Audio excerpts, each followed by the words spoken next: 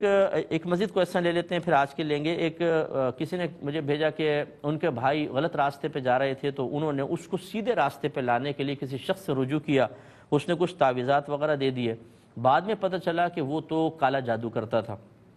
خیر تعویذات دریا وغیرہ میں ڈال دیے، لیکن کسی نے ان کو کہا کہ اب آپ ہو گئی ہیں کافرہ، آپ مسلمان ہوں۔ انہوں نے تجدید ایمان کر لیا، لیکن کہتی ہیں اس کے بعد سے مجھے ڈراؤنے قسم کے خواب آنا شروع ہو گئے ہیں، نماز کے اندر میں پریشان ہوتی ہوں، اور مجھے بس ذہن میں آتا ہے میں کافر ہو چکی ہوں، کیا حکم شرع ہوگا؟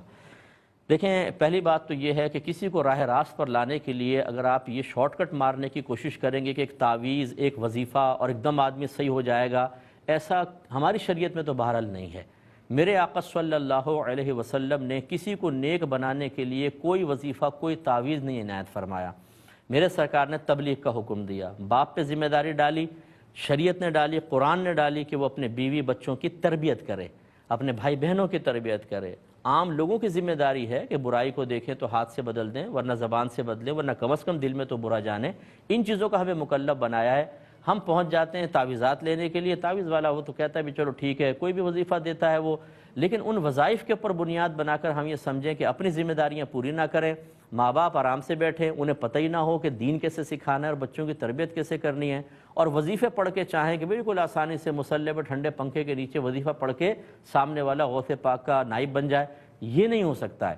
تو پہلی بات تو یہ نصیحت ایک ذہن میں رکھیے گا، انشاءاللہ اس پہ مزید کلام کرتے ہیں ایک مختصر سے بریک کے بعد۔ الرحمن الرحیم، تو آپ کی خدمت میں گزارش کر رہے تھے کہ پہلے انسان جو شریعت نے ہمیں تربیت کا ایک طریقہ بتایا ہے اور ذمہ داری سونپی ہے اسے ہم پورا کریں، اور سہارے کے طور پہ وظائف وغیرہ پھر دیگر چیزیں کر لیں الگ بات ہے، لیکن اسے بالکل ترک کرنا جو شریعت کہہ رہی ہے اور وظائف کو اصل بنا کر انہی کے اوپر تکیہ کر لینا، یہ غلط ہوتا ہے۔ یہ ذہن میں رکھیے گا جو میں کہنا چاہ رہا ہوں۔ دوسری بات یہ ہے کہ آپ پہ کوئی کفر لازم نہیں تھا، کیونکہ آپ کو پتہ نہیں تھا کہ وہ شخص جادو کرتا ہے۔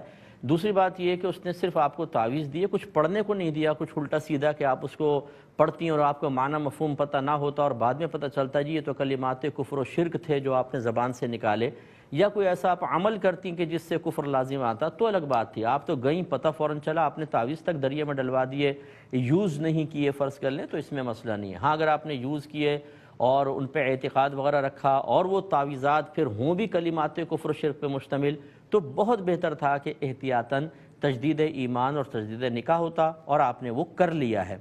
اس کے بعد آپ سمجھ لیجئے کہ اب کچھ بھی نہیں ہوگا انشاءاللہ، آپ بالکل بے فکر رہیے۔ اگر بہن ہماری بات سن رہی ہیں، آپ پر کوئی وبال اب نہیں ہے، آپ بالکل پرسکون زندگی گزاریں۔ ایسا نہیں ہے کہ اللہ تبارک و تعالیٰ کسی بندے کا قصور تھوڑا ہو اور سزا اسے بہت بڑی دے دے، ایسا نہیں ہے۔ اللہ کی رحمت بہت بڑی ہے۔ یہ سمجھ لیجیے، ہماری بات کو بار بار آپ سن لیجئے کہ آپ پر ابھی کوئی کفر لازم نہیں ہے، بالکل سکون سے اپنی زندگی گزاریں۔